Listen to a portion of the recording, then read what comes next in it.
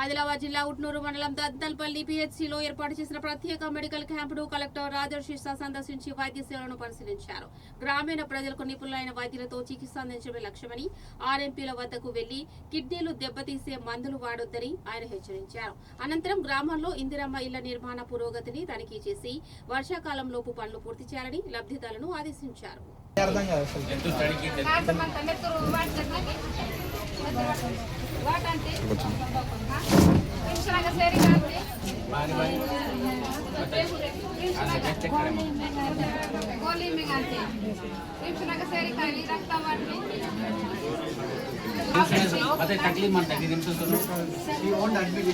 సరే okay, medicine తీసుకో, మంచి ఫుడ్ తీసుకో. ఎవరో రిమ్స్ లో అడ్మిట్ అవ్వాల్సిన అవసరం లేదు. రిమ్స్ లో అడ్మిట్ అవ్వాల్సిన అవసరం లేదు. మెడిసిన్ తీసుకో. ఇంజెక్షన్ ఇక్కడ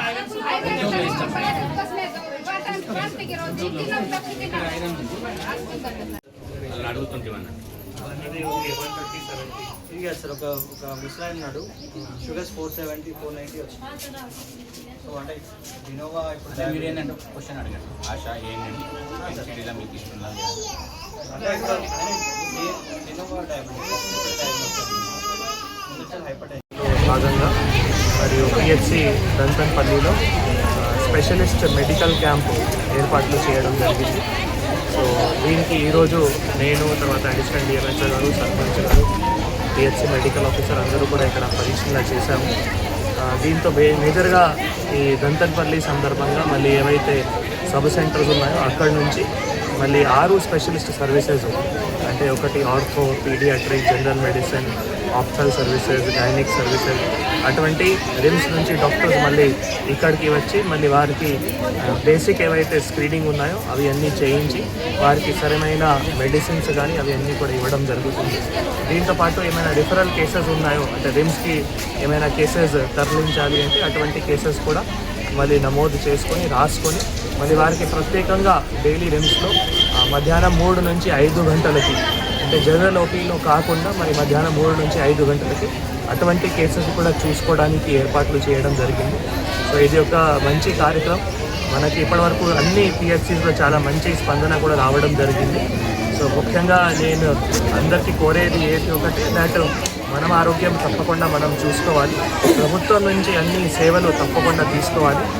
మన దగ్గర మేజర్గా ఒక 2-3 ఎక్కువ సమస్య ఉన్నాయి. ఒకటేమో కిడ్నీ సమస్య, రెండోది మరి రక్తహీనత సమస్య.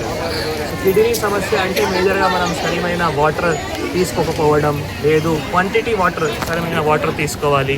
తర్వాత ఎక్కువ యాంటీబయాటిక్స్ కానీ పెయిన్ కిల్లర్స్ కానీ డోసేజెస్ కానీ తీసుకోకూడదు. సో కొందరు అంటే ఆర్ఎంపీ దగ్గర వెళ్ళి మరి సూయి ఎక్కించి high dosage antibiotics, high dosage pain killers తీసుకుంటున్నారు.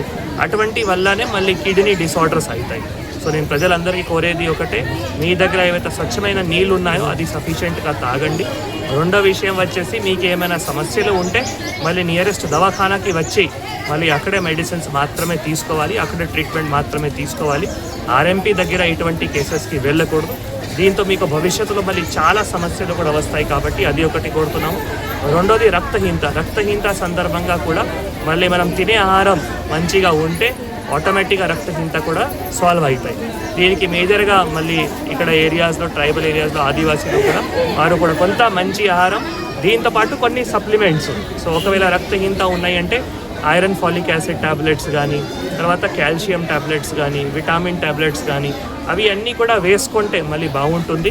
సో అది కూడా ఈరోజు నేను అందరూ డాక్టర్స్కి, ఆశాస్ కూడా అదే చెప్పడం జరిగింది. ఇటువంటి కేసెస్కి వారికి అవగాహన కూడా చేసుకుంటూ పర్మానెంట్ పరిష్కారం కూడా చేయాలి వారికి కూడా చెప్పడం జరుగుతుంది.